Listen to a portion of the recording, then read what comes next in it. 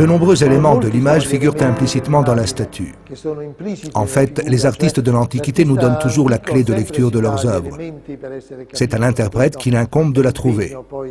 En cela, la lumière est notre allié.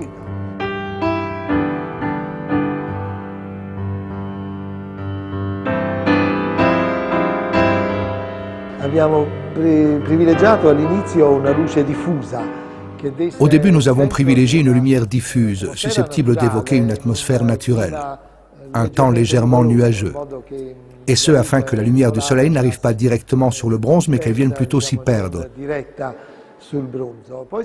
Puis nous sommes passés à un éclairage direct que nous avons voulu zénithal, par référence à la lumière méditerranéenne, au soleil de la Grèce ou du sud de l'Italie.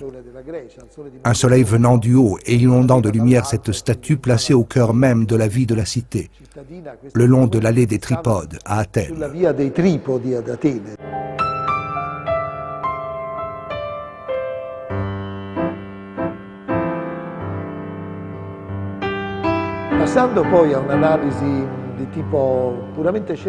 En passant à une analyse plus scientifique pour ce qui est de la compréhension des significations de l'objet par l'éclairage, nous avons produit une lecture du buste, du thorax, de l'abdomen et des pectoraux.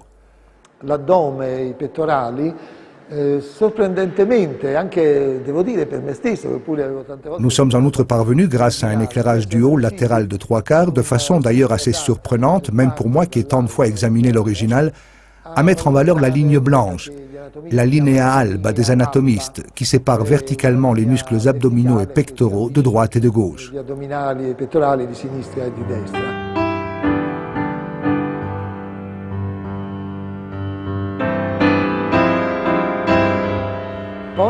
Cela nous a également permis de comprendre comment Praxitèle était parvenu à dépasser la représentation structurelle des parties du corps.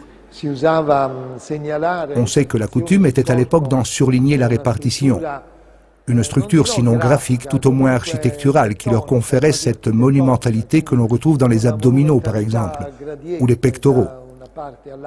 Sur le satyre dansant, ces passages sont obtenus grâce à la lumière, ou plutôt grâce à cet effet de lumière produit par l'ombre, que les artistes nomment le clair-obscur.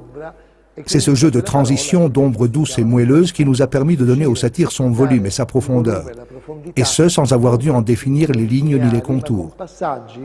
Cela a été un moment de grande émotion car nous l'avons vu prendre forme sous nos yeux.